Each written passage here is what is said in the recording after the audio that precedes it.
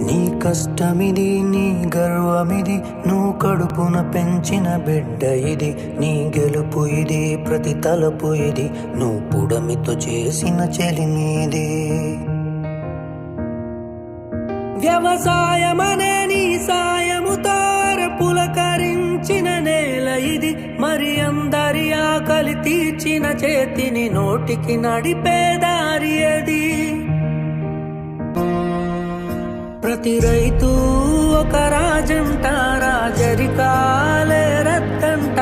రైతన్నా ఈ చోద్యం చూడరా. ప్రతిరోజు ఒక వార్తను వై కనిపిస్తావు పార్థివమై. రైతన్నా ఏ రాజ్యం నీదిరా.